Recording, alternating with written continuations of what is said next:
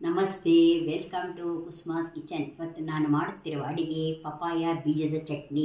ಇದಕ್ಕೆ ಬೇಕಾಗುವ ಸಾಮಾನುಗಳನ್ನು ನೋಡೋಣ ಬನ್ನಿ.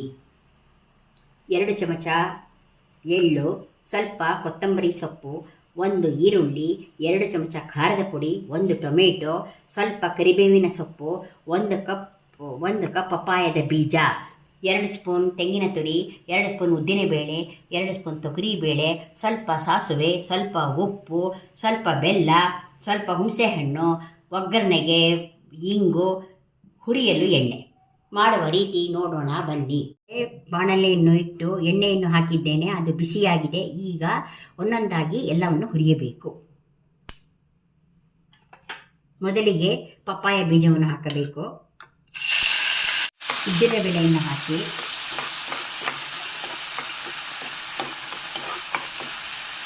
ತೊಗರಿಬೇಳೆಯನ್ನು ಹಾಕಿ, ಸ್ವಲ್ಪ ಕೆಂಪಗಾದ ನಂತರ ಇದಕ್ಕೆ ಈರುಳ್ಳಿಯನ್ನು ಹಾಕಿ. ಈರುಳ್ಳಿ ಬೇಡ ಅಂದರೆ ಹಾಕಿಕೊಳ್ಳಬೇಡಿ.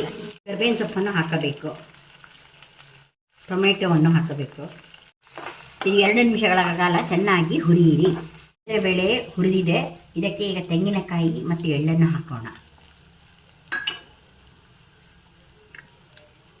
ಖಾರದ ಪುಡಿ, ಸ್ವಲ್ಪ ಹುಣಸೆಹಣ್ಣು,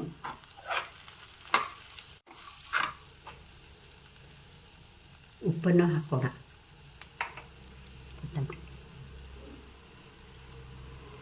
ಕೊತ್ತಂಬರಿ ಸೊಪ್ಪನ್ನು ಹಾಕಿ ಒಲೆಯನ್ನು ಆರಿಸೋಣ.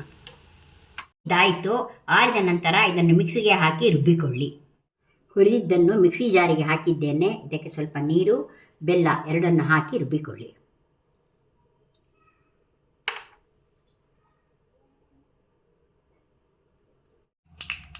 ಎಣ್ಣೆ ಹಾಕಿ ಸಾಸಿವೆ ಸಿಡಿದಾಯಿತು. ಇದಕ್ಕೆ ಸ್ವಲ್ಪ ಇಂಗನ್ನು ಹಾಕೋಣ.